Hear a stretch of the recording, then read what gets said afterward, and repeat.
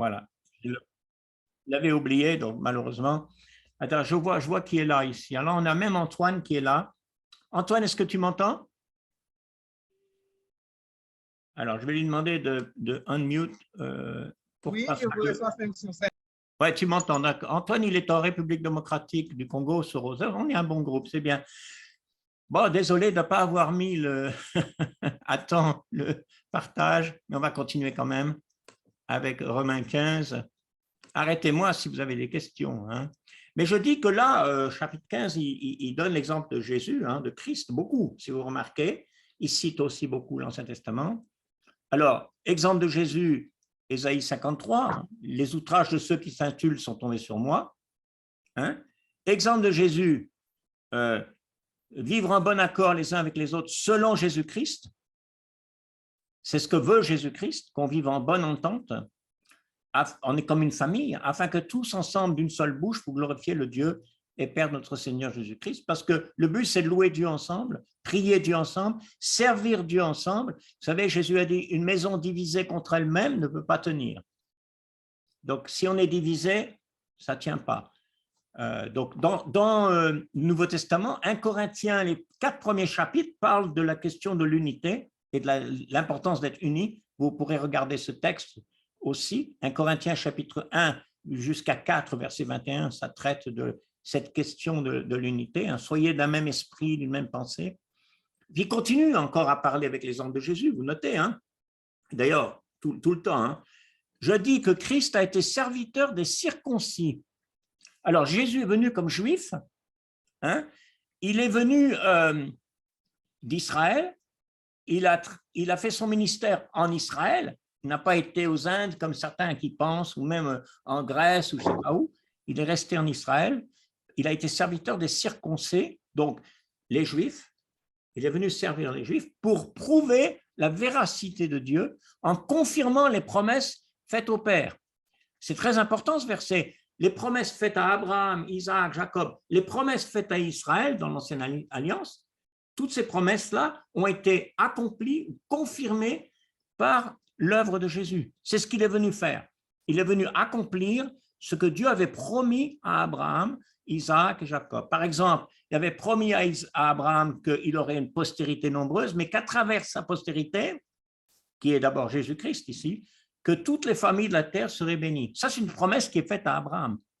C'est une promesse qui est faite aussi aux autres patriarches, comme Jacob, et c'est une promesse qui est répétée continuellement, même dans la loi de Moïse et beaucoup dans les psaumes. Alors, si vous lisez le psaume 117, qui est le plus petit des psaumes, je crois qu'il y a 2 versets, vous verrez qu'il parle que de ça, les nations qui vont être bénies par Dieu, que Dieu veut les bénir et aussi les sauver. Mais d'abord, les circoncis. Donc, c'est très important ce verset parce qu'il va en reparler plus tard, hein, il va en reparler un petit peu. Il en a déjà parlé en chapitre 10 et 11. Il a déjà expliqué tout ça, mais il revient là-dessus. Hein. Il a déjà parlé de ça, qu'il est venu accomplir son dessein pour Israël. Tandis que les païens, le mot païen ou le mot gentil, hein, c'est le même mot, les non-juifs, c'est ça les païens, c'est les non-juifs. Hein. Que les non-juifs glorifient Dieu à cause de sa miséricorde, selon qu'il est écrit. Et maintenant, il va citer le psaume 18, j'ai noté ici, donc de l'Ancien Testament, déjà annonce que Dieu va avoir des louanges de toutes les nations. Donc, c'est beaucoup dans l'Ancien Testament, plus qu'on pense, c'est beaucoup dans l'Ancien Testament l'idée que Dieu veut sauver tous les peuples. L'Ancien Testament, ce n'est pas que Israël, c'est Israël, mais aussi dans un but que Dieu il a, c'est de sauver tous les peuples. Alors ici, nous, on est de tous les peuples. On n'a probablement personne ici qui est israélite, aucun de nous, je pense. Bon, ça pourrait arriver. Aucun de nous n'est israélite, et pourtant, on bénéficie des promesses qui ont été faites à Abraham. On pourrait dire que Abraham, c'est notre ancêtre, hein, notre arrière-arrière-arrière-grand-père, spirituellement parlant. On descend d'Abraham, on est de la famille d'Israël spirituellement. Et d'ailleurs, hein, comme il cite le psaume 18, c'est pourquoi je te louerai parmi les nations, je chanterai la gloire de ton nom. Ça, c'est le 18. Si vous lisez celui-là, c'est un des psaumes qui parle de ça. Hein. Un autre qu'il cite, et ça, c'est Deutéronome, c'est intéressant quand il dit « Nation, réjouissez-vous avec son peuple », c'est dans la loi. Vous voyez que tous les textes que Paul cite sont de toutes ces parties de l'Ancien Testament. La loi, les psaumes, les prophètes, les trois grandes parties pour les Juifs hein, de l'Ancien Testament. Donc, réjouissez-vous avec son peuple, c'est Deutéronome 32, 43, je l'ai noté là. Louez le Seigneur toutes les nations, célébrez-le toutes les peuples, ça est le psaume 117 que je vous ai cité tout à l'heure, le plus court psaume. Hein. D'ailleurs, je pense qu'il n'y a que ça. Il y a peut-être 2 versets dans ce psaume. Et puis Ésaïe 11, verset 19, j'ai bien noté, oui, ou verset 10 plutôt. Il sortira d'Isaïe. Alors, ne pas confondre Ésaïe et Isaïe. Isaïe, c'est plutôt le père de David. Hein? Ce n'est pas Ésaïe qui est le prophète. Il sortira d'Isaïe un rejeton qui se lèvera pour régner sur les nations, et les nations espéreront en lui. Or, c'est clair là que le Christ qui viendra, c'est pour les nations. Ce n'est pas que pour Israël. C'est très clair. Bon, et là, il s'adresse surtout aux nations dans Romains, aux chrétiens de Rome qui ne sont pas juifs. Hein. En gros, je crois qu'on lit l'Épître aux Romains, on se rend compte que c'est à eux qu'il s'adresse, mais il y a aussi des juifs et des chrétiens du judaïsme à Rome. Hein. Donc, il en tient compte. Que le Dieu de l'espérance vous remplisse de toute joie, de toute paix dans la foi, pour que vous abondiez en espérance par la puissance du Saint-Esprit. Alors, on pourrait faire vraiment regarder tout ce qui concerne le Saint-Esprit, parce qu'il y a beaucoup dans Romains qui concernent le Saint-Esprit. Hein. Ce don que Dieu nous donne. Alors, il y a toujours une question sur le Saint-Esprit dans l'esprit des croyants. Ce n'est pas toujours clair pour beaucoup de croyants quand le Saint-Esprit est donné, pourquoi il est donné, qu'est-ce qu'il accomplit. On ne va pas rentrer dans tous les détails sur cette question-là, mais il y a beaucoup de questions là-dessus. En tout cas, une chose est sûre, que vous notez que l'Esprit ici nous fait abonder en espérance. L'Esprit contribue à donner la joie et à apporter la paix. Hein, et d'ailleurs, il l'avait dit aussi avant, dans le chapitre 14, je crois, hein, que le royaume de Dieu, ce n'est pas le manger et le boire, mais la justice, la paix et la joie par le Saint-Esprit. Ça, c'est Romains 14. Donc, vous voyez, l'œuvre de l'Esprit, c'est le fruit de l'Esprit qui nous a été donné. Alors, je voulais poser la question, selon vous, à votre avis, quand est-ce qu'un croyant reçoit le Saint-Esprit? Parce qu'il y a différentes idées là-dessus, mais selon la Bible, selon le Nouveau Testament, si vous parlez avec une personne aujourd'hui, vous annoncez l'Évangile, comment vous allez lui expliquer comment il va recevoir le Saint-Esprit? Qui est-ce qui voudrait parler? Tout le monde est libre. Hein? Oui, pour moi, le frère Soro. Alors, je voudrais savoir qui est-ce qui parle. Oui, c'est le frère Soro. Ah, Soro, d'accord, je ne te vois pas. Je ne t'entends pas très bien. Est-ce que tu es… Oui, je dis, c'est le frère Soro. Oui. Voilà, on a le Saint-Esprit lorsqu'on est baptisé. D'accord. Parce que, voilà, on dit, soyez baptisés et vous allez avoir le don du Saint-Esprit. Oui. Donc, quand on est baptisé, et la seconde ou la minute qui suit là, on est supposé maintenant avoir le Saint-Esprit pour marcher en nouveauté de vie. Oui. D'accord. Oui, c'est vrai, Jésus dit même dans Jean 3 hein, qu'il faut naître d'eau et d'esprit. Oui, oui. Mais une autre question serait, si c'est vrai qu'on reçoit comme don le Saint-Esprit avec le baptême, la repentance, ça c'est vrai, comment est-ce que l'Esprit intervient ou agit? C'est une question importante. Comment est-ce que l'Esprit intervient pour nous amener à la foi?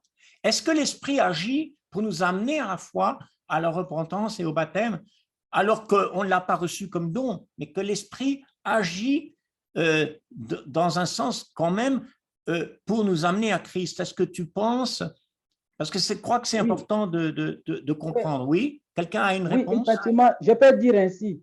Il est confirmé, l'Esprit nous guide déjà vers le salut. Maintenant, quand on est baptisé, on le reçoit maintenant entièrement. Oui, c'est ça. On est soumis à l'Esprit maintenant. Parce qu'avant, on n'était pas soumis à l'Esprit. Mais lui, il vient vers nous. Il nous conduit. Mais une fois qu'on est baptisé maintenant, ça veut dire qu'on est soumis à l'Esprit maintenant. D'accord. Est-ce qu'on aurait des textes bibliques, quelques textes bibliques pour un petit peu illustrer ce qu'on est en train de dire là? Alors, j'en cherche un ici parce que j'ai ma Bible. C'est plus facile que d'aller partout dans le texte ici. Ce que vient de dire Antoine, l'esprit, c'est l'esprit finalement de Dieu, mais aussi par sa parole, parce que la parole était inspirée par l'esprit. Hein. Elle vient de l'esprit. Donc, quand Dieu parle dans sa parole, c'est l'esprit qui parle, qui est inspiré. Alors, Jésus dit dans Jean 16, et je vais le lire, hein, voilà ce qu'il dit. Quand il sera venu, le Saint-Esprit, il convaincra le monde en ce qui concerne le péché, la justice et le jugement. Donc, le Saint-Esprit est donné pour convaincre le monde, pour amener les gens à se repentir, à croire. C'est l'œuvre du Saint-Esprit. Mais est-ce que cette œuvre du Saint-Esprit, comment le Saint-Esprit accomplit cette œuvre dans notre cœur? Est-ce que c'est sans l'Évangile ou est-ce que c'est avec l'Évangile ou est-ce que c'est les deux? Parce qu'il y a différentes idées là-dessus. Qui est-ce qui a une idée là-dessus? Canden, qu'est-ce que tu penses? Est-ce que l'Esprit nous change, nous transforme, nous apporte la foi sans qu'il y ait la parole? Ou est-ce qu'il faut la parole aussi? Comment ça marche, tu penses? D'après ce verset aussi, dans Jean chapitre 16. Enfin, d'après, c'est pas ça là. Et souvent, quand on regarde que Dieu, il a parlé dans une certaine direction, Jésus, il a parlé dans la même direction, oui. Et le Saint-Esprit, il parle dans la même direction qui est de l'Ancien Testament, oui. L'Évangile du Christ. Oui. Donc, il y a cette façon que l'Esprit, il parle toujours en faveur avec la parole de Dieu, qui est à cette époque l'Ancien Testament et la vie de Jésus. Il nous convainc. Maintenant, il va nous convaincre de tout cela. Et en même temps, c'est comme Soro a dit, le Saint-Esprit, il est révélateur. Parce que si je me regarde moi-même, en tant qu'hindou qui prie dans la chambre des dieux, qui ne connaît pas la parole de Dieu à cette époque-là, ben, si j'avais pas, ma langue avait prié autrement. Ma langue avait prié comme un chrétien. En tant que hindou, je n'aurais jamais dit ce que j'avais dit ce jour-là. Et ça, c'est moi, mon expérience. Et maintenant, il y a aussi la parole de Dieu qui nous convainc que la parole de la Bible, il est vrai. Jésus, il est vrai. À celui que Dieu a choisi. Comme Jean le dit, oui. C'est Dieu qui a choisi d'abord les personnes qui vont venir à Christ. Oui. Et voilà, il est en accord avec la parole de Dieu, je crois. Oui. Alors, pourquoi est-ce qu'il y a des personnes à qui on parle de Dieu, de l'Évangile, et pourtant ne croient pas, n'acceptent pas? Pourtant, l'Esprit pourrait les convaincre, l'Esprit pourrait les amener à la foi, mais pourtant, ils n'ont pas la foi. Comment ça se fait? Je crois que c'est quoi ça? C'est dans Jean 6 ou Jean 7, quelque chose comme ça, que j'ai oublié où ce passage se trouve. Il est quelque part là. C'est Dieu qui choisit d'avance les gens. Une des façons qu'on peut comprendre, c'est que... Oui, il est vrai dans ce que tu dis. Quand on a obéi à l'Évangile, c'est qu'on a été élu par Dieu, choisi par Dieu, parce qu'il le dit dans Romains 8 aussi, qu'on a vu il n'y a pas longtemps, qui nous a choisis, nous a appelés depuis toute éternité. Il y a une vérité là, c'est vrai. Mais la question, c'est intéressant qu'il y a des personnes qui entendent, même dans les actes, la même vérité, mais qui ne sont pas touchées, apparemment, qui ne sont pas touchées par l'esprit de Dieu. Il résiste, et même le chrétien m'est mis en garde par Paul, par exemple en Éphésiens, il dit « N'attristez pas le Saint-Esprit, ne résistez pas au Saint-Esprit, vous opposez. » Étienne, quand il prêche en acte 7, il dit « Vous opposez toujours au Saint-Esprit. » Donc, quand les gens étaient infidèles dans l'Ancien Testament, les Juifs qui ont été infidèles, qui ont allé vers les idoles, ils se sont opposés au Saint-Esprit, à l'Esprit qui est saint, un esprit de Dieu de vérité, un esprit juste. C'est pour ça que Jésus dit dans Jean 16, en ce qui concerne le péché, parce qu'il ne croit pas en moi, la justice, parce que je vais au Père, que vous ne verrez plus, le jugement parce que le prince de ce monde est jugé. Oui, quelqu'un a parlé. Oui, voilà. Ce que je voulais dire est que on voit toujours, malgré que le Saint-Esprit soit là, d'autres n'obéissent pas. Mais là aussi, c'est là où on arrive à comprendre la miséricorde de Dieu. Je Parce ne qu'il ne t'entends nous pas, tu aime. peux parler un peu plus fort ou tu es loin du micro. Oui, je dis, c'est là aussi qu'on arrive à comprendre la miséricorde de Dieu Oui, et puis sa patience. oui. Parce qu'il ne force pas l'homme à lui obéir Ah, forcément. très bien. L'Esprit est là, mais il laisse à chacun de décider de ce qu'il fera pour Dieu. Voilà. Si l'Esprit est là, qui nous oblige, ça sera une dictature. Notre roi ou bien notre Dieu sera un Dieu, un dictateur. C'est Mais ça. il donne son esprit et il nous laisse obéir. Donc, Et c'est bien l'esprit de est là. dire ça. Et nous Et... aussi, Oui, oui, nous avons notre part. C'est ce que je voulais dire. oui. Et puis, en plus, c'est une relation d'amour avec Dieu. Une relation d'amour doit venir des deux côtés. Il ne peut pas être forcé. On ne peut pas forcer quelqu'un à nous aimer. C'est ça. On peut faire ce qu'on peut. Mais donc, l'amour demande une réponse d'amour. Aimer Dieu de tout ton cœur, de toute ta force. Aime ton prochain. Il faut que ce soit notre propre choix. Sinon, il n'y a pas d'amour. Je pense que l'amour vient d'un choix personnel que chacun doit faire. Hein? OK. C'est ça? Oui, c'est ça. D'accord. C'est bien. Donc, c'est important de dire que oui, la foi, la repentance, mais le baptême aussi, dans la lettre aux Romains, on voit l'ordre des choses, le péché, hein, chapitre 1 à 3, et puis ensuite, il va parler dans Romains 6 de la nouvelle naissance, parce qu'il va dire nous sommes ressuscités en Christ, et puis juste après, il va parler du Saint-Esprit. Donc, il y a une sorte d'ordre là, chronologique. Mais il faut bien dire une chose, c'est qu'il y a beaucoup de croyants dans notre monde qui pensent qu'on est sauvé par l'esprit qui agit sur nous, hein, comme ça, d'une manière un peu miraculeuse, surnaturelle, et ensuite, il n'y a pas besoin d'être baptisé. Le baptême n'est pas, pour beaucoup de croyants, le baptême ne fait pas partie du salut ni de la conversion. C'est quelque chose qu'on fait pour une raison comme ça. Par exemple, on dira, c'est pour montrer publiquement notre foi. Ou alors d'autres disent, c'est pour devenir membre d'une église. Donc, ils ne pensent pas que le baptême est lié à vraiment, réellement une nouvelle naissance, réellement le pardon et réellement recevoir l'Esprit. Donc, ça, c'est une grande différence peut-être entre, je dirais, nous qui sommes Église du Christ ou peut-être d'autres d'ailleurs, et beaucoup dans le monde évangélique d'ailleurs, beaucoup dans le monde évangélique pratiquent le baptême, mais ne pensent pas qu'il est important ou nécessaire. Hein. Donc, vous voyez la différence. À cause, je pense, de ce problème du Saint-Esprit, où ils pensent que le Saint-Esprit les convertit, le Saint-Esprit est là, et puis voilà quoi. Après, ils sont chrétiens et c'est bon. Alors, je pense que ça, c'est à mettre au clair dans l'esprit des personnes. Hein, je pense que c'est important. Voilà. Bon, donc il a parlé toute cette première partie du chapitre 15, qui est toujours la vie transformée. Hein. Il donne l'exemple de Jésus. Hein. Il cite l'Ancien Testament. C'est important de se souvenir. Voilà, maintenant, il va parler un peu plus de lui-même. Il va rentrer maintenant dans les choses plus personnelles à partir du chapitre 15, verset 14. Il parle de lui-même, de son ministère. Ensuite, au chapitre 16, il va parler des chrétiens, des frères, de certains frères, certaines sœurs. Ça devient plus personnel, hein, et ce qui est bien d'ailleurs dans cette lettre. Hein. Et donc, il est plus personnel, on voit bien, parce qu'il dit pour ce qui vous concerne, je suis persuadé que vous êtes plein de bonnes dispositions, remplis de toute connaissance, capables de vous exhorter les uns les autres. C'est très personnel, il ne rentre pas dans la doctrine ici, il les encourage. Il n'a jamais été à Rome, mais il sait, il a entendu des nouvelles, il a appris des nouvelles, il sait qu'ils sont, et c'est très bien ce qu'il dit, c'est magnifique, qu'ils sont bonnes dispositions, remplis de connaissances, capables de vous exhorter les uns les autres. C'est quand même pas mal.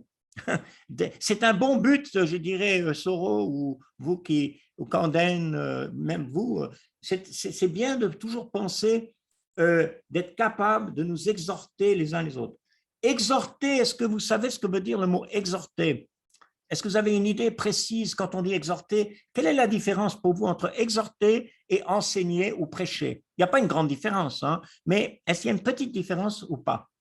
Quand vous voyez exhorter en français, comment vous comprenez? Pas facile comme question. Question de Oui, vocabulaire. Oui. je pense que c'est exhorter et comme la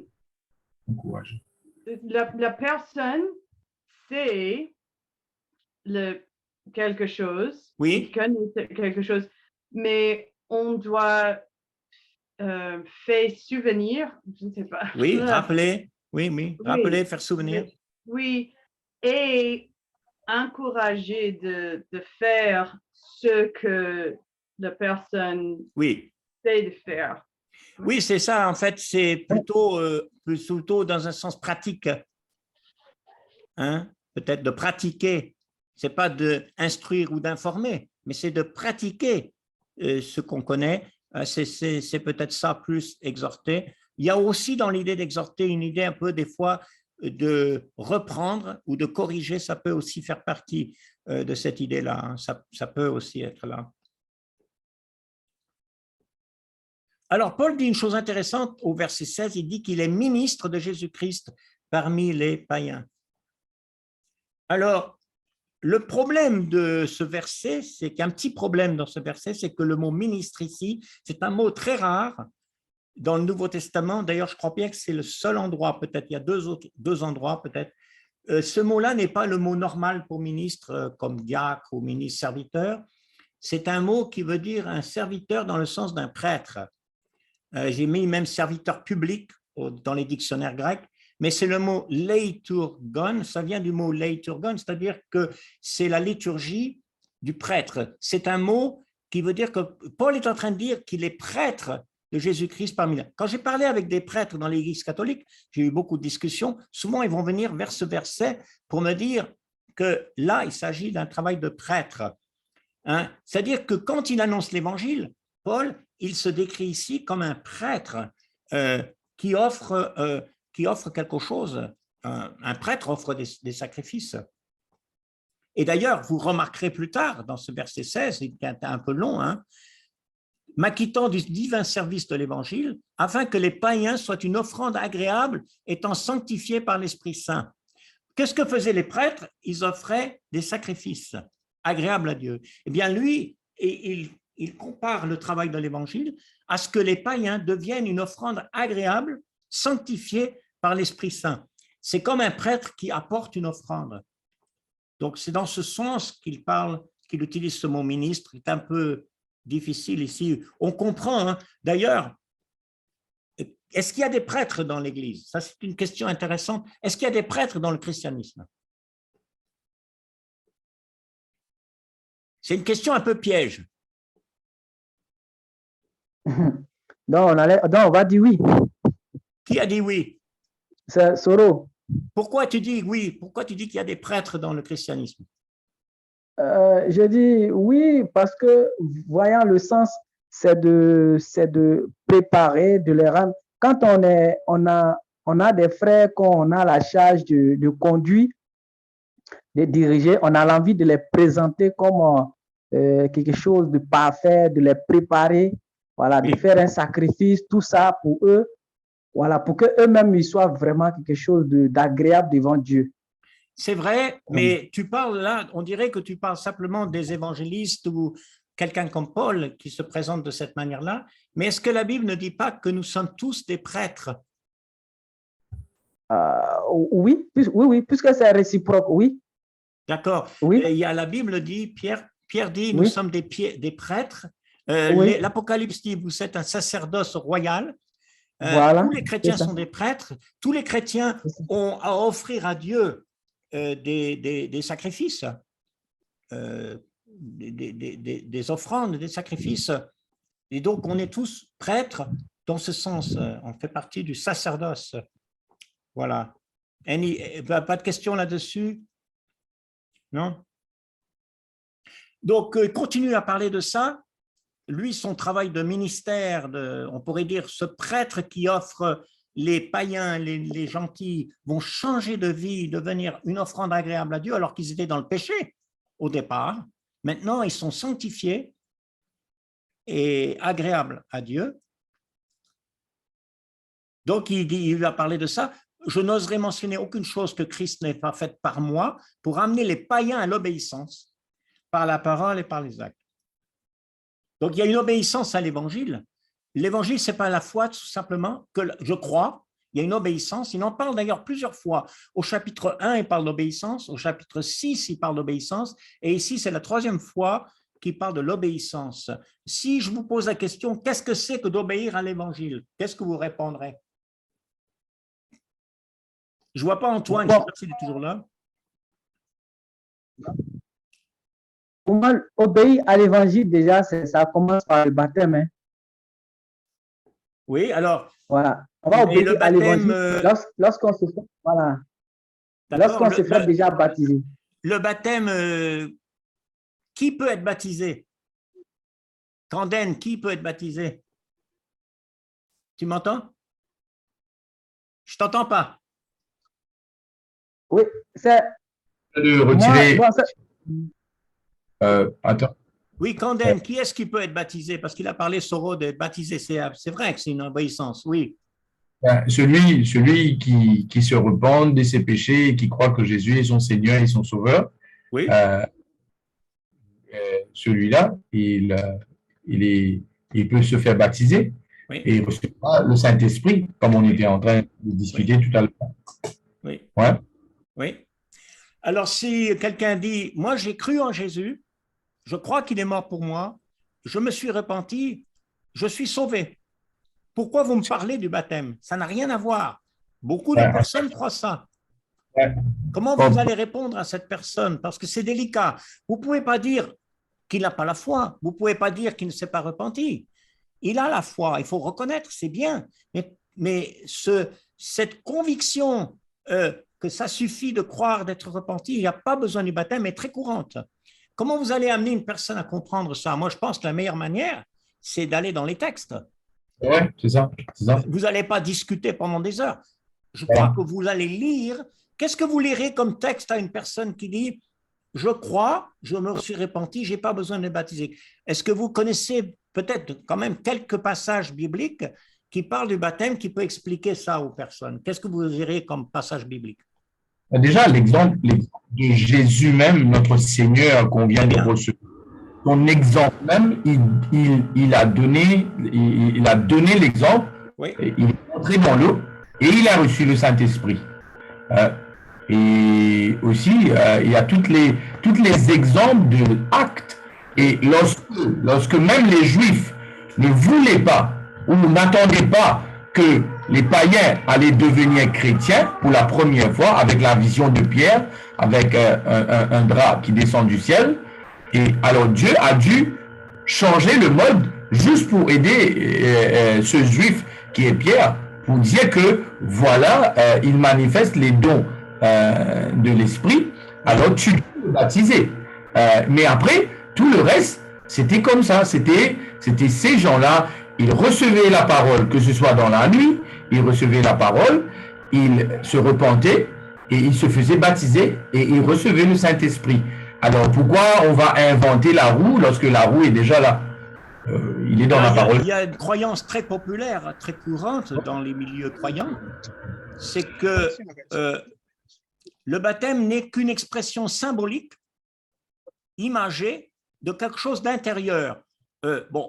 Et donc ce n'est qu'une image, ce n'est pas nécessaire, il n'y a pas besoin, il y a ce problème de dire ça. Comment on va répondre à ça? Déjà, c'est une explication qui sort des hommes. C'est une explication complète.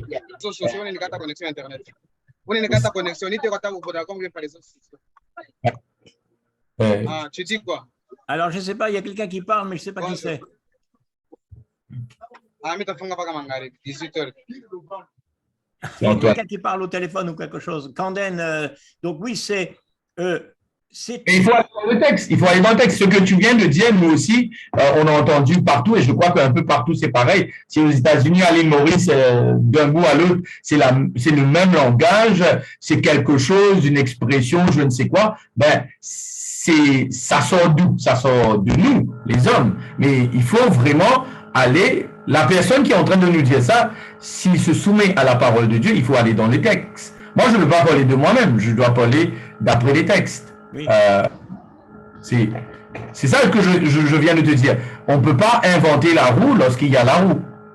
Oui, et alors, il y a un très bon exemple de peut-être où on peut aller dans la Bible, c'est l'exemple de Paul. Parce que Paul, il est dans un cas spécial parce que Jésus lui apparaît sur la route de Damas personnellement.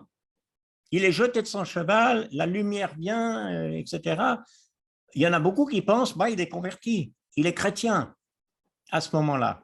Mais quand on va dans les deux chapitres, acte 9 et acte 22, on voit que dans les deux cas, Ananias lui dit qu'il doit être baptisé, et même en acte 22, 16, il dit « Qu'attends-tu? Lève-toi, sois baptisé et lavé de tes péchés. » Ça, c'est un texte très fort, on ne peut pas contester, donc, et lavé de tes péchés. Donc, c'est un bon exemple, Paul, parce que si Paul, il dit ça de Paul, alors qu'est-ce que c'est pour nous? Je veux dire, si Paul, qui a vu Jésus sur la route de Damas, qui a vu sa lumière, qui est apparu à lui, il lui dit, lève-toi, sois baptisé et lavé de tes péchés. Maintenant, quand on dit ça, quand on cite acte 22, 16, voilà ce que vont dire certaines personnes. Ils vont dire, mais l'eau du baptême ne peut pas nous laver. Est-ce que c'est ça que Ananias est en train de dire quand il dit, lève-toi et sois lavé de tes péchés? Il est en train de dire que c'est l'eau qui lave les péchés? Il parle du repentance. Ce n'est pas l'eau, mais qui est-ce qui enlève les péchés? Jésus. Oui, c'est Dieu. Ce n'est pas l'eau, ce n'est pas celui qui baptise, ce n'est pas autre chose. Mais quand il dit « sois lavé de tes péchés », le mot « laver », les gens pensent « oh, on croit que c'est l'eau qui lave les péchés ». C'est Dieu qui lave, mais c'est Dieu qui lave à condition qu'on accepte et qu'on soit enseveli avec Jésus dans le baptême et ressuscité.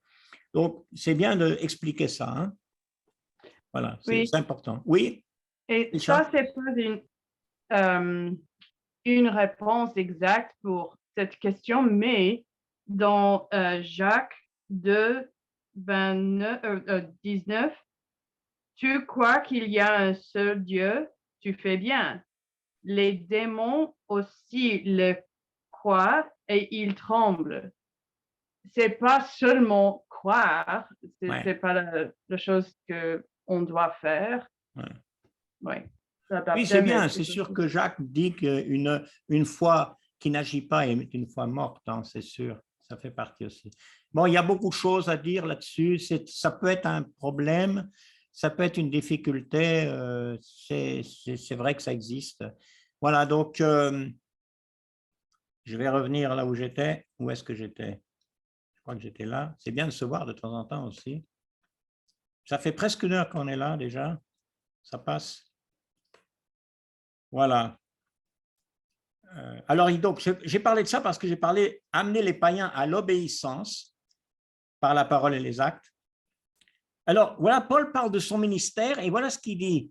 Hein? Voilà ce qu'il a fait. Il a amené les païens à l'obéissance, et non, c'est l'évangile. Mais notez ce qu'il dit au verset 19. Par la puissance des miracles, des prodiges, par la puissance de l'Esprit de Dieu. Alors, ça, c'est le travail de Paul. Et si vous regardez dans 2 Corinthiens 12, j'ai noté le verset ici, vous pouvez le noter, 2 Corinthiens 12, verset 12, il dit que l'épreuve de son apostolat, c'est les miracles, les signes qu'il a fait. Donc, c'est parce qu'il est un apôtre qu'il peut parler comme ça. Je dis ça parce qu'il y a beaucoup de personnes aujourd'hui qui se disent qu'ils sont apôtres, qui se disent qu'ils ont aussi, parce qu'ils ont le Saint-Esprit, tout le monde, si elle a la foi, peut faire des miracles et des prodiges par la puissance de l'Esprit de Dieu. C'est une grande question parce qu'il y a beaucoup qui se disent apôtres, beaucoup qui disent qu'ils font des miracles, mais pourquoi l'apôtre faisait des miracles? Pourquoi l'apôtre, Dieu lui a donné, Jésus lui a donné la puissance de faire des miracles, des prodiges, et spécialement à l'apôtre? Pour quelle raison, vous pensez? Parce que ça, c'est marqué, ça, on peut trouver la réponse à ça. Alors, je vais vous dire où est la réponse, en fait. La réponse, elle est dans le premier chapitre des Actes. Parce que dans le premier chapitre des Actes, quand Jésus va repartir, qu'il va remonter au ciel, c'est là qu'il va redonner la mission aux apôtres d'être ses témoins et d'annoncer l'évangile partout. Il dit qu'il va leur donner une puissance, quand ils seront à Jérusalem, une puissance pour être ses témoins. Les apôtres, c'était ceux qui ont vu Jésus ressuscité, hein, qui sont donc ses témoins officiels. Et il leur a donné ces miracles, ces signes, pour prouver qu'ils sont véritablement, qu'ils viennent de Dieu et qu'ils ne parlent pas l'autorité de Dieu. Donc voilà, c'est important parce que c'est vrai qu'il y a beaucoup de gens qui viennent, qui disent « moi, je fais des miracles ». Maintenant, la question des miracles, j'aimerais vous poser une question. Est-ce que vous pensez que Dieu aujourd'hui peut guérir quelqu'un miraculeusement? Est-ce qu'il y a des miracles au fond? Oui, j'attends la réponse. Est-ce que Dieu peut faire des miracles? Est-ce que Dieu peut guérir une personne quand on prie? Ben oui, il agit toujours. Hein. D'accord, c'est bien. Oui, je suis d'accord. Hein, dans Jacques, il dit, si quelqu'un est malade, qu'on prie pour lui, qu'on prie pour lui, et Dieu peut le guérir, hein, la puissance de la prière. Donc, on parle ici des miracles, des prodiges des apôtres, qui personnellement faisaient des miracles. Ils imposaient les mains ou ils ressuscitaient les morts, comme Jésus. Mais ça ne veut pas dire que Dieu ne peut pas faire des miracles ou guérir des gens qui sont malades. Et intervenir dans notre vie aussi. Hein. Tout le temps, il intervient dans notre vie. Il nous aide, on lui prie pour nous aider. Dans le Notre Père, il dit préserve-nous du malin. Hein. Ne nous induis pas dans la tentation. Donc, il faut que Dieu agisse, Dieu soit dans notre vie. Il faut croire que Dieu agit dans notre vie. Mais il y a une différence entre ça, moi, à mon avis, il y a une différence entre ça et les gens qui prétendent faire eux-mêmes personnellement des miracles. Ce n'est pas la même chose. Si Jésus a fait des miracles, c'était pour prouver qu'il était fils de Dieu. C'était particulier à lui.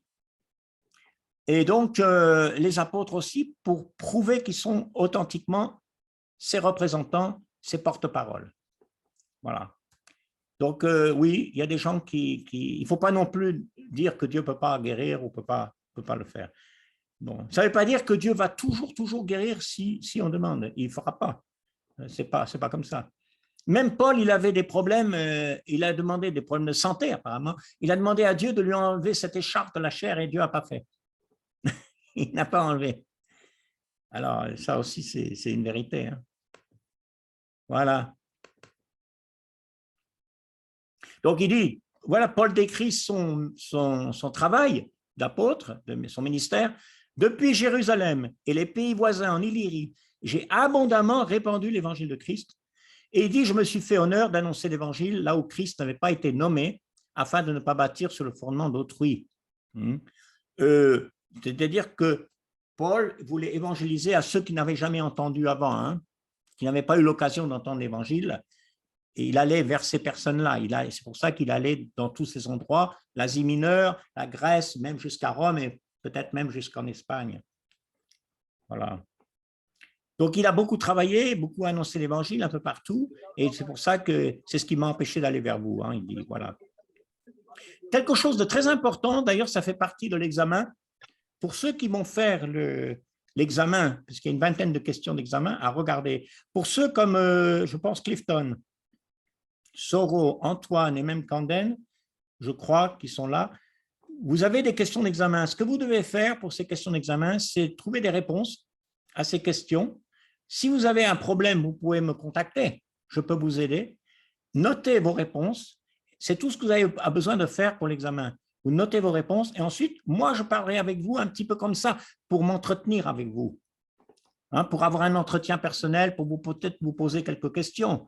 Mais c'est ça, en fait. L'examen, c'est la dissertation qui n'est pas longue. Hein. Entre 700 et 1000 mots, ça représente peut-être une page ou deux.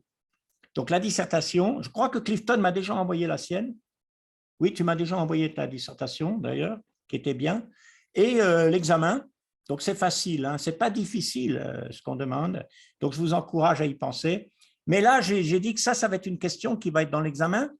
Quel était le projet de Paul par rapport aux églises de Judée? Notez ce qu'il dit. La Macédoine et l'Achaïe ont bien voulu s'imposer une contribution en faveur des pauvres parmi les saints de Jérusalem. Je n'ai pas marqué la référence ici, j'aurais dû ici, mais en fait, vous pouvez le noter. Les chrétiens de la Judée, à l'époque où Paul écrit, hein, c'est à peu près l'an 57, Paul écrit cette lettre de Corinthe. Donc, il est en Grèce quand il écrit à Rome. Les chrétiens en Judée, il y a une famine à cette époque-là, une grande famine qui a duré quelques années, qui est mentionnée par les historiens d'ailleurs. Les chrétiens de Judée ont très faim, ils n'ont pas de nourriture. Donc Paul, il a fait une grande collecte dans les églises de Macédoine et l'Achaïe. La Macédoine, l'Achaïe, c'est ce qu'on appelle la Grèce aujourd'hui. Il a fait une contribution. Alors cette contribution, elle est mentionnée au moins 2 fois encore. Vous pouvez noter 1 Corinthiens 16, le début, là, versets 1 à 3, et 2 Corinthiens chapitres 8 et 9. J'aurais dû noter les références. Dans ces 2 textes de Corinthiens, d'ailleurs, il dit qu'il a collecté des fonds pour les amener, ces fonds, à Jérusalem. Et c'est ce qu'il va faire dans les livres des Actes. On voit qu'il arrive à Jérusalem. Il amène de l'argent pour qu'il puisse acheter à manger tous ces chrétiens de la Judée qui sont des Juifs, hein, des Juifs convertis au christianisme. Donc ça, c'est une question que je voulais, il dit, en faveur des pauvres parmi les saints de Jérusalem. Il dit, elles l'ont bien voulu, ils leur devaient, car si les païens ont eu leur part à des avantages spirituels, ils doivent aussi les assister dans les choses temporelles. Les païens ont bénéficié d'Israël, ont bénéficié de ces chrétiens de la Judée, ont bénéficié de tout ce que Dieu a fait par Israël. Donc, pourquoi ne pas les aider aussi dans les choses matérielles quand ils ont besoin? Ils ont été aidés spirituellement, il faut aider dans les choses temporelles. Même chose dans Galates chapitre 6, Paul dit que ceux qui enseignent peuvent recevoir des soutiens, de l'aide de ceux qui sont enseignés, pour pouvoir faire ce travail. C'est biblique de faire ça. Ce qui n'est pas biblique, c'est de s'enrichir et devenir milliardaire sur le dos des pauvres chrétiens, ça c'est autre chose, mais être soutenu pour faire l'œuvre de Dieu, c'est biblique, c'est une bonne chose. Donc il l'explique ça. Après il dit, quand j'aurai terminé cette affaire, j'aurai remis ces dons, je partirai pour l'Espagne et passerai chez vous. Effectivement, c'est ce qui est arrivé. C'est ce qui est arrivé quand Paul est allé à Jérusalem, il a apporté ses dons, et ensuite il est allé à Rome. Il est allé à Rome parce qu'il s'est fait arrêter à Jérusalem et qu'il a été emmené pour être finalement un prisonnier à Rome. Je ne pense pas qu'il a pu finalement aller en Espagne. Il n'y a pas de preuve textuelle que Paul a pu aller en Espagne. C'était son projet, mais je ne crois pas qu'il a pu le faire. Voilà. Donc, je vous exhorte, la fin, on arrive à la fin, à combattre avec moi en adressant des prières. Oui, j'écoute. Quelqu'un a parlé? Avant qu'on puisse passer cette étape, j'avais juste une petite question que je voulais poser par rapport au rôle des apôtres aujourd'hui dans l'Église. Tu peux parler un peu plus fort? Je disais que j'avais une question par rapport au rôle des apôtres aujourd'hui dans l'Église. Oui. Alors, chaque fois qu'on parle avec les gens ici, souvent, c'est vrai qu'ici, on est trop entouré avec les pentecôtistes. Oui. Surtout, ça va plus loin que ça avec les réveils, c'est plus pur que ça. Oui. Alors, la question qu'on nous pose, c'est de savoir, selon Éphésiens chapitre 4, le verset 12, où on est en train d'énumérer, quand il dit, par exemple, il a été donné les uns comme apôtres, les autres comme prophètes, les autres comme évangélistes, les autres comme pasteurs et docteurs pour le perfectionnement des saints en vue de l'œuvre du ministère. Oui. Souvent ici, on appelle ça souvent 5 ministères dans l'Église. Oui. Donc, on pose la question, comment pouvez-vous expliquer que les 4 ministères sont à l'œuvre au sein de l'Église, mais vous exigez que l'un, celui qui est apostolique, puisse disparaître? Ben, c'est très facile à comprendre. C'est que si vous comprenez qu'est-ce qu'un prophète et qu'est-ce qu'un apôtre, vous voyez qu'un prophète et qu'un apôtre, même dans l'Ancien Testament, c'est quelqu'un qui a des inspirations, des révélations directes de Dieu, qui donne une parole d'autorité. Moi, je suis un évangéliste ou un enseignant dans l'Église, je ne donne pas une parole d'autorité. Je n'ai pas des révélations de Dieu comme les apôtres et les prophètes. Je n'ai pas cette autorité. C'est là la différence. Donc, si tu veux, la description que Paul fait en Éphésiens 4, elle n'est pas une description d'une église locale. Elle est la description du plan de Dieu pour l'église en gros, dans l'histoire, dans le temps.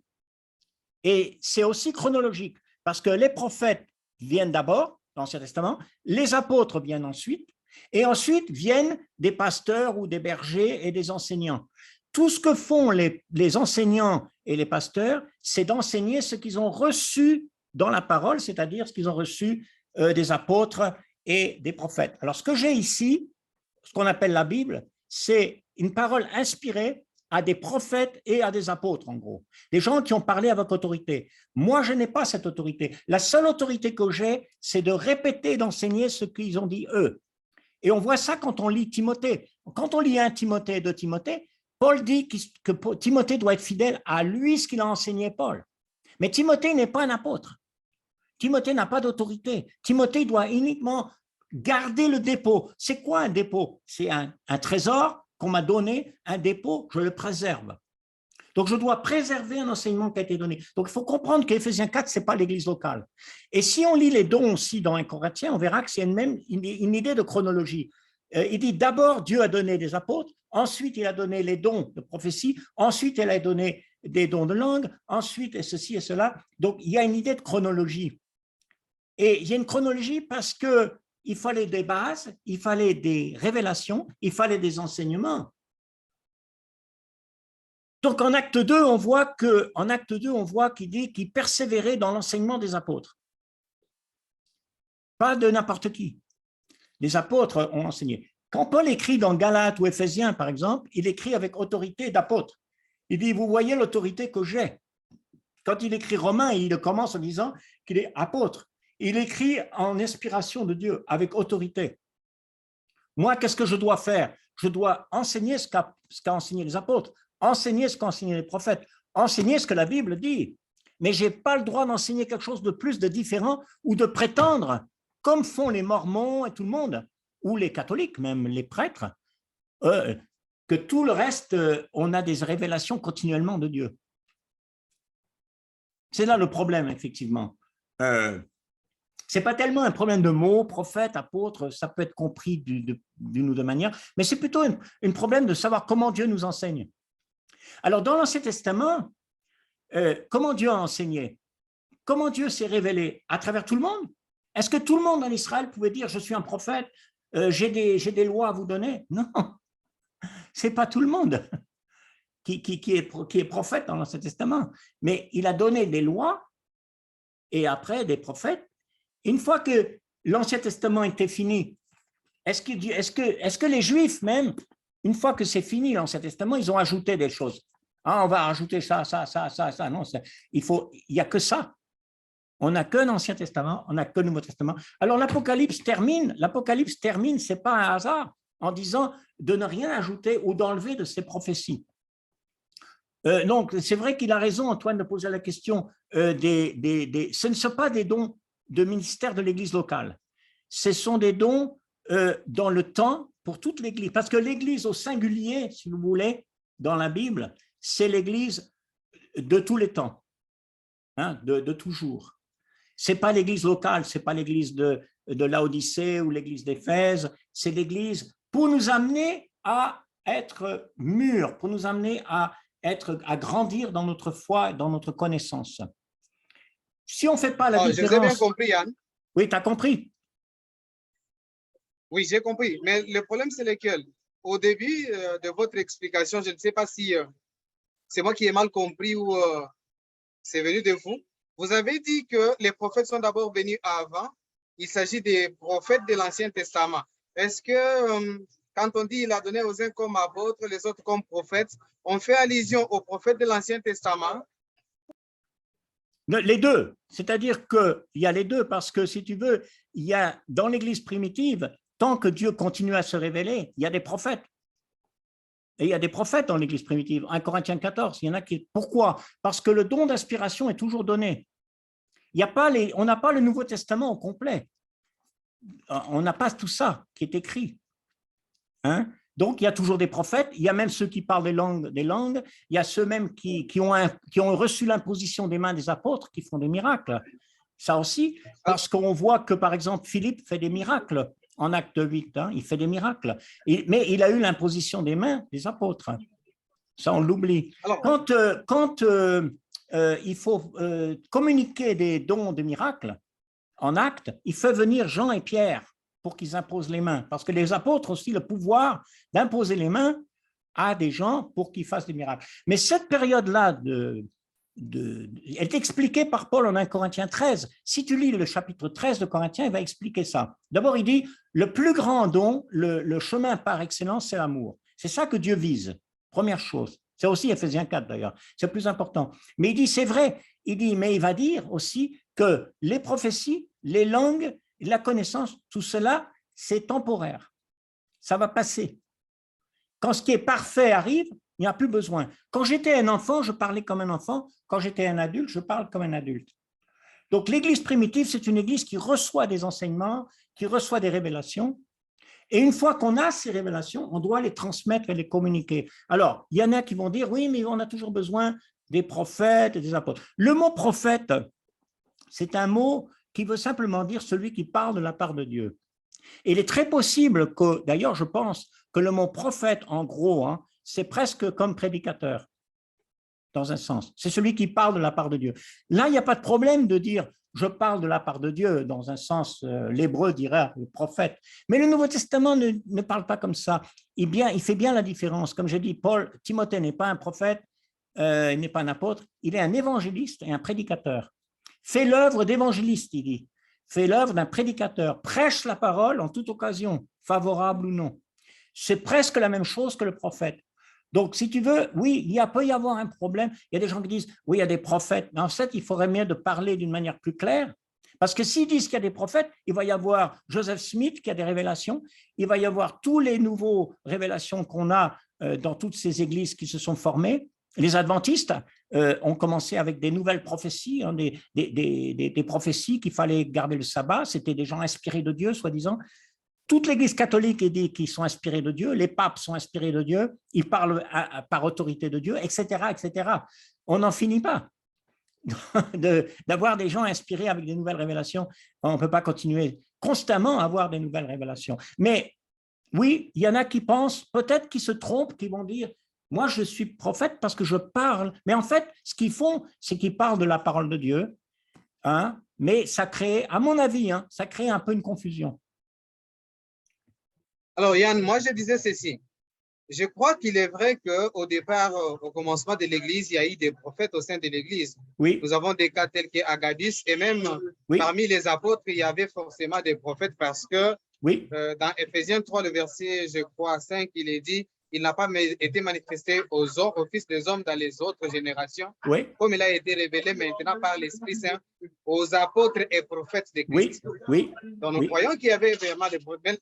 Ma question était centrée sur ce que vous avez dit, quand vous dites qu'il a placé les uns comme apôtres, les autres comme prophètes.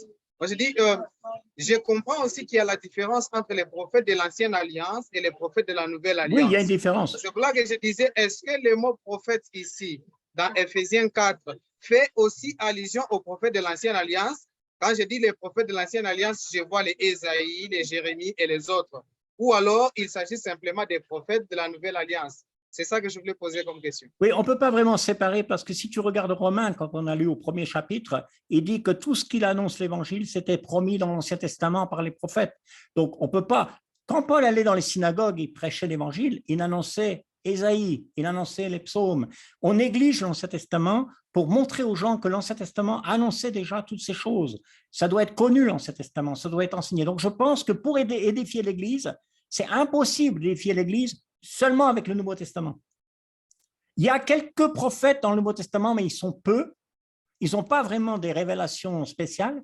Mais alors, si on néglige Ésaïe, si on néglige les psaumes, si on néglige tout ça, on a un gros problème.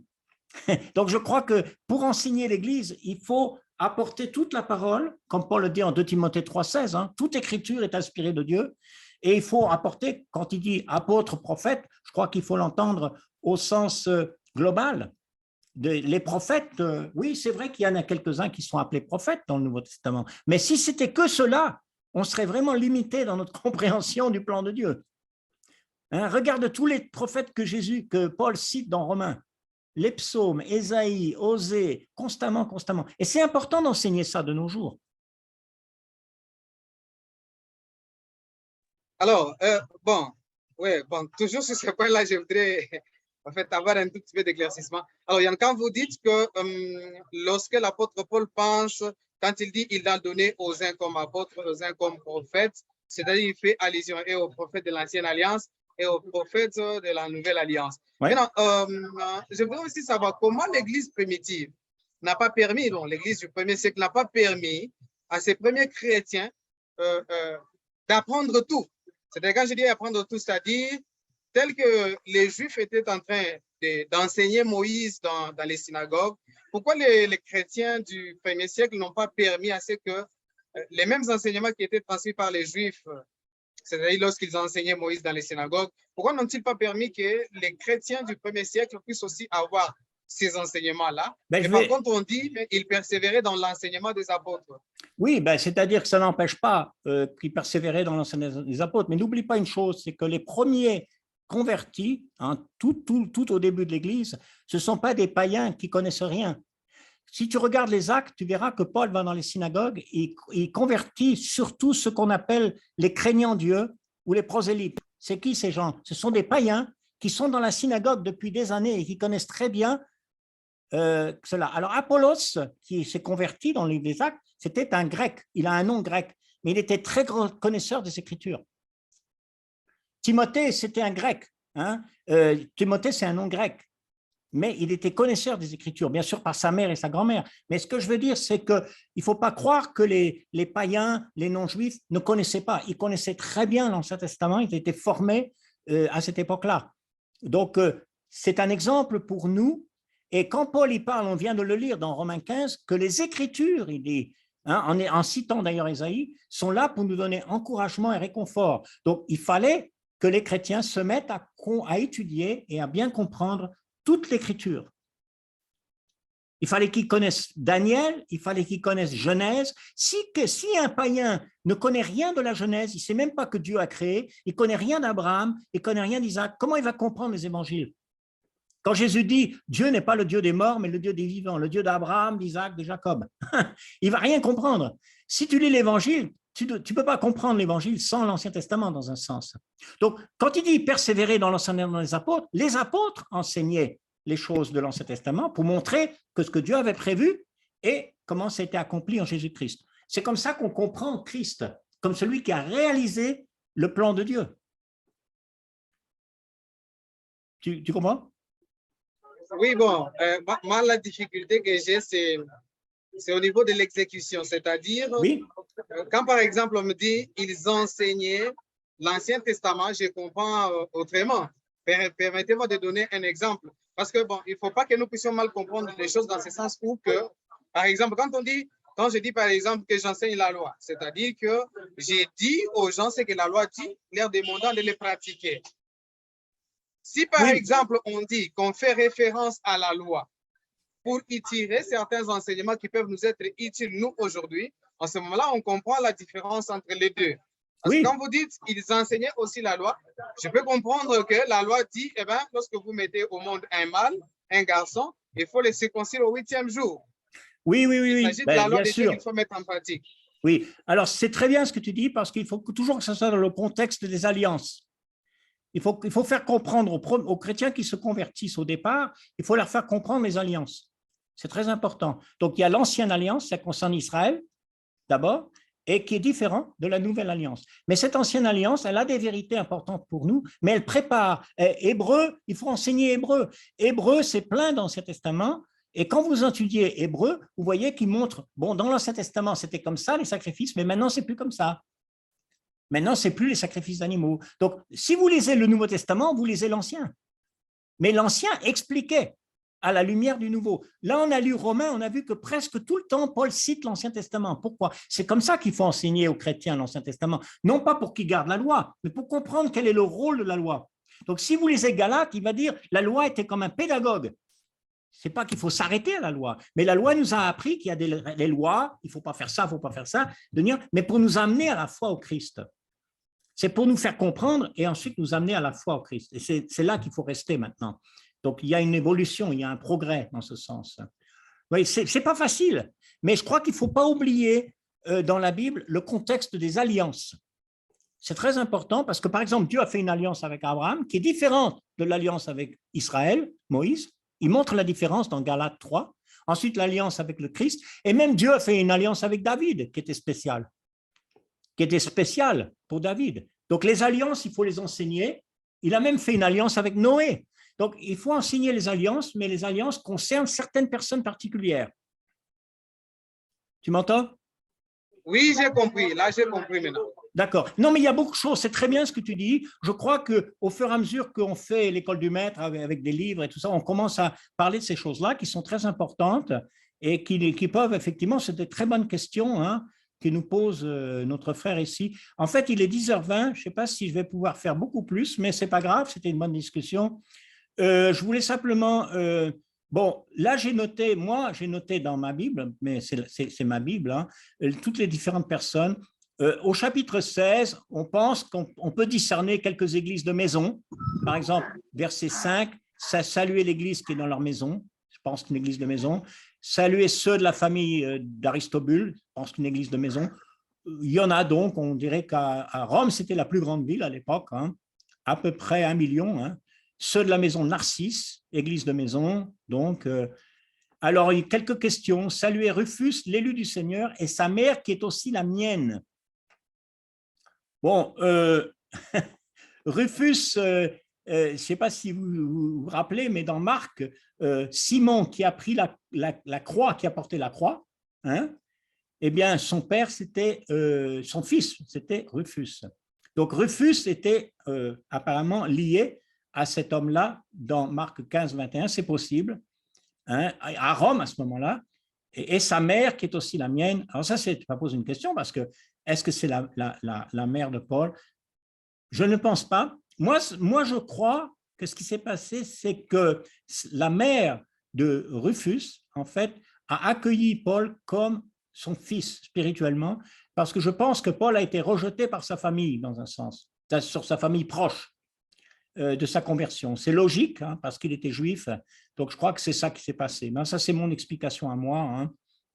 Donc, encore une fois, une église de maison, les frères qui sont avec eux, les saints qui sont avec eux, probablement une église de maison. Puis finalement, toutes ces églises de maison qu'il a mentionnées, c'est toutes les églises du Christ vous saluent. Hein. Donc, le pluriel pour désigner un nom collectif d'église, ici, les églises du Christ, les églises de Christ traduit, ou du Christ, on peut le traduire différemment. C'est toutes ces petites églises qui sont là. Donc, voilà. Et donc, il met en garde qu'il ne faut pas qu'il y ait des divisions, etc., au préjudice de l'enseignement que vous avez reçu. Donc, l'enseignement qu'ils ont reçu, l'enseignement donc du Nouveau Testament, comme on disait tout à l'heure avec Antoine, on discutait, les apôtres et les prophètes révélaient des nouveaux enseignements. Ça, il faut garder cet enseignement, ne pas abandonner cet enseignement, le mettre en pratique. Hein. Donc, voilà, donc il le dit. Et puis, finalement, des dernières recommandations. Il y a certaines personnes, moi j'ai noté dans ma Bible, vous pourrez regarder si vous voulez, c'est dommage que vous n'avez peut-être pas noté tout ça, mais tous ces noms qui sont mentionnés ici, Lucius, Jason, Sopater, hein, je vous salue, ce sont tous des gens à Corinthe. Alors, vous les verrez dans acte 17, acte 20, acte 19, Éraste, c'est tous des gens qui sont à Corinthe, qui sont mentionnés. Paul dit, mes parents, le mot parents ici, ce n'est pas ses parents, son père ou sa mère, ce sont plutôt comme des cousins, des proches. Hein. Donc, ça, c'est… ils sont des proches de Paul, d'une manière ou d'une autre. Voilà. Et puis finalement, cette lettre écrite par Tertius, écrite, ça veut dire que Paul n'a pas écrit lui-même, il a utilisé un copiste. Hein. Il n'est pas l'auteur, il est celui qui a écrit, parce que Paul avait probablement des difficultés avec les yeux à ce moment-là, et qu'il faisait écrire par quelqu'un qu'on appelait un amanuensis, c'est-à-dire quelqu'un qui écrivait. C'était le travail, comme un secrétaire, quoi, si vous voulez. Et encore, il mentionne d'autres personnes, lui de son côté, Gaius, Éraste, qui est aussi mentionné, Éraste, qui est mentionné en Timothée, en 2 Timothée 4:20, qui est le trésorier de la ville. Hein. Donc, toujours, il écrit de Corinthe ici, on le voit ici. Hein. Voilà. Et puis, il conclut par quelque chose qu'il avait dit au départ dans Romains. Hein. Donc, on peut finir avec cette conclusion. Hein. Celui qui peut vous affermir selon mon évangile et la prédication de Jésus-Christ. Donc, on peut affermir, fortifier, c'est par l'évangile, la prédication de Jésus-Christ, conformément, notez ceci, la révélation du mystère caché pendant des siècles, mais maintenant manifesté ou révélé par les écrits des prophètes. Et ça répond à la question d'Antoine un petit peu. Des prophètes, ces prophètes qu'on parle ici, des prophètes du Nouveau Testament, qui sont ceux qui ont reçu des révélations, par les écrits des prophètes, d'après l'ordre du Dieu éternel et porté à la connaissance de toutes les nations, afin qu'elles obéissent à la foi. Le Nouveau Testament, les vérités de Jésus-Christ, le salut, n'étaient pas bien connues dans l'Ancien Testament, c'était un mystère un peu, mais ils ont été maintenant révélés, manifestés, et il est bien par les écrits des prophètes. Notez les écrits des prophètes. Donc, c'est les écrits qui sont importants, ce n'est pas quelqu'un qui se lève et qui dit hey, « moi je suis un prophète, écoutez-moi ». Oui, et sur quoi tu te bases pour dire que tu es un prophète? Qu'est-ce que tu as à nous dire? Ah, mais j'ai une révélation. Dieu m'a dit dans un rêve, Dieu m'a parlé. Alors là, attention, parce que, bon, qu'est-ce que tu as à nous dire? Il va dire, bah, c'est exactement ce que la Bible dit. Bah, si c'est ce que la Bible dit, pourquoi pas lire dans la Bible? Pourquoi tu viens nous dire que tu as eu des révélations de Dieu? Comme Joseph Smith qui a fondé les Mormons, soi-disant, il a eu de nouvelles révélations de Dieu. Non, ça ne marche pas. Donc, on finit. Donc, à Dieu seul soit la gloire au siècle des siècles par Jésus-Christ. Amen. Qui fait penser à la prière du Seigneur, de notre Père. À lui appartient le royaume, et le pouvoir et la gloire. Il y a beaucoup de choses. Moi, j'ai un petit peu toutes ces notes-là. Je peux peut-être vous-même vous partager ma Bible, si vous voulez, vous l'envoyer. Parce que ça, c'est un PDF. Je peux je peux vous l'envoyer, si vous voulez, parce qu'il y a toutes les références. Si vous voulez, il y a tout ça. Et puis, bon, pour ceux qui font le cours, qu'il y a Antoine, Soro, Camden, Clifton, vous pouvez regarder pour plus d'informations le cours de Dole, le cours de leçon 10. Ça, c'est pour ajouter des choses à ce que j'ai dit. Ça vous intéresse de regarder. Mais surtout, ce que je vous encourage de faire, c'est de commencer à regarder ces questions d'examen. Vous les avez reçues, je pense, de voir comment vous pouvez répondre à ces questions par écrit. Ça, c'est votre examen un peu. Me faire une petite dissertation, c'est pas long, entre 700 et 1000 mots, ça représente même pas une page ou deux. Et m'envoyer ça quand vous pourrez. Et puis, on aura un petit entretien ensemble et vous pourrez recevoir le cours, le crédit pour le cours. Et donc, c'est comme ça que ça fonctionne pour tous les cours de l'école du maître. On va revenir sur ici pour qu'on puisse se parler, se voir un petit peu, parce que j'aimerais bien voir tout le monde. Je crois qu'il y en a qui ne sont plus là. Qu'est-ce qui nous manque? Il nous manque Soro. Tu es toujours là, Soro?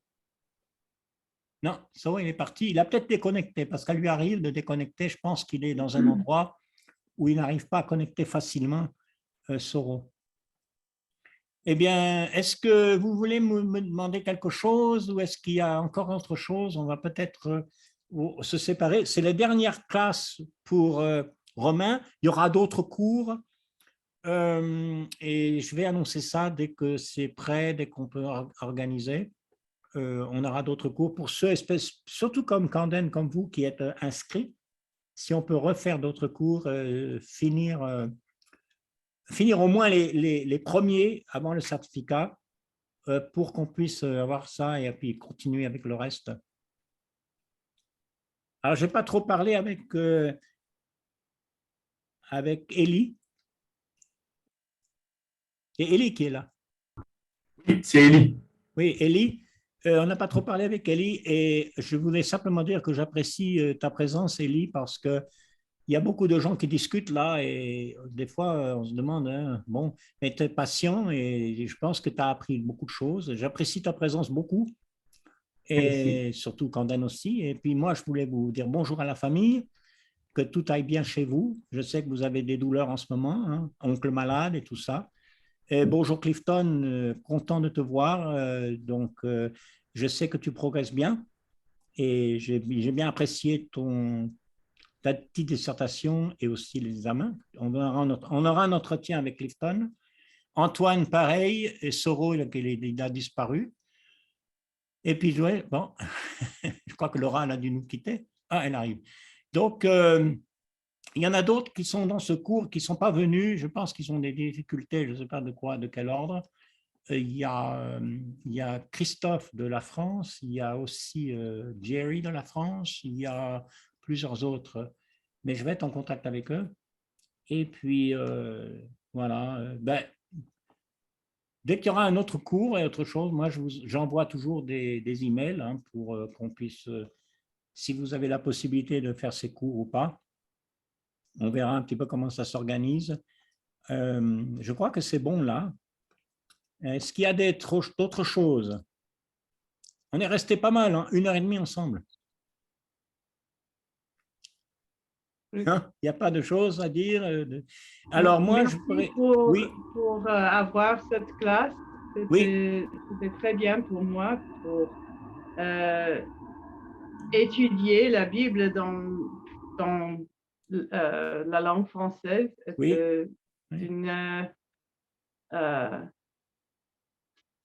C'était fantastique pour moi. Et de voir des personnes des autres pays et des autres régions du monde qui sont chrétiens aussi. C'était fantastique. Oui, c'est vrai que c'est bien. Je crois que c'est une bonne chose. Grâce à ce Zoom, on arrive à faire ça. Et on se connaît mieux, on voit mieux ce qui se passe un peu partout. Merci aussi pour Antoine, toutes ces questions. Il a des bonnes questions, Antoine, et je suis content qu'il soit un de nos étudiants. Il regarde bien sa Bible, il pose des bonnes questions. Et j'apprécie sa présence beaucoup. Là-bas, moi, j'ai été dans ton pays il y a très longtemps, quand ça s'appelait le Zaïre. J'étais là à l'époque de Mobutu, alors tu vois, hein, ça fait longtemps. Hein. D'ailleurs, ça a changé, c'était le Zaïre. J'étais à Kinshasa, j'ai voyagé dans le Shaba, j'ai appris la langue un petit peu. J'ai été à Lubumbashi, on a fait un grand voyage, donc c'était très, très bien. Et j'espère que tu iras bien pour tes études et pour le reste. Et pour Laura et David qui sont là pour se préparer, Laura et David aimeraient à un moment peut-être aller faire la mission dans un pays francophone. On va prier. Moi, je voulais seulement encourager Leïcha. C'est elle qui fait le français pour venir en mission dans les pays francophones. Oui, exact. Oui, c'est pour les pays francophones, c'est ce qu'ils aimeraient faire. Leïcha, moi, je vous encourage à venir au Congo. Hein. Ah oui, ben, pourquoi pas. La mission est grande. Oui, très grande. C'est un grand pays. Oui, grand avec pays. Plus de 2 millions 300 quelque chose de kilomètres carrés. Ouais, c'est très grand. Je voulais aussi vous dire que c'est plus de 100 millions d'habitants. Oui. Mais les assemblées de l'Église du Christ sont à compter au bout du doigt. Oui, oui. Ça, il faut aussi noter. C'est vrai. Imaginez que dans la ville où je suis, nous sommes, c'est plus de 6 millions d'habitants. Oui. Mais nous avons une assemblée de moins de 50 membres. Et tu es à Lubumbashi, hein? Exactement, je suis à Lubumbashi. Ouais, moi, alors, vous voyez comment la mission est grande ici. Ouais. J'ai fait des conférences bibliques en 86 à Lubumbashi. Et donc, ça fait longtemps. Hein. Probablement, tu n'étais pas né. Et oui, c'était un grand pays et avec de grands besoins, un magnifique pays. Et c'est bien, Antoine, de parler de ça et d'y penser. Il y a des grands besoins partout. Donc, moi, je voudrais qu'on peut-être se termine par une prière. D'ailleurs, je vais peut-être demander à Antoine si tu veux nous faire une prière avant qu'on se sépare. Prions au nom de Jésus-Christ. Dieu notre Père, nous te rendons multiples actions de grâce pour ces occasions, Seigneur, que tu nous donnes. Occasions pendant lesquelles nous partageons ta parole, Seigneur. Nous enrichissons notre connaissance en ce qui concerne ta parole. Nous te prions de bénir l'enseignant. Nous te prions de bénir tous nos frères et sœurs à travers le monde qui sont connectés à cette classe. Nous prions, Seigneur, que tu nous aides afin que ce que nous avons appris, Seigneur, puissions aussi être en mesure de transmettre aux autres, tel que l'apôtre Paul le demande à Timothée, mais également que nous soyons aussi, Seigneur, en mesure de mettre cela en pratique pour notre bien. Nous te rendons multiples actions de grâce et te prions de bénir tout le monde, fait de sorte que nous puissions être fervents et nous voir encore à la prochaine. C'est au nom de Jésus que nous avons prié, nous disons Amen. Amen. Et alors, moi, je vais voyager la semaine prochaine. Je vais aller à Harding University, là-bas, et puis après dans l'Alabama. Donc, je vais être sur la route pour visiter les églises et donc l'université chrétienne de Harding. Et donc, je vous salue bien et écrivez-moi si vous voulez. Il n'y a pas de problème. On pourra se parler. Que Dieu vous garde. Oui. Au revoir. Au revoir.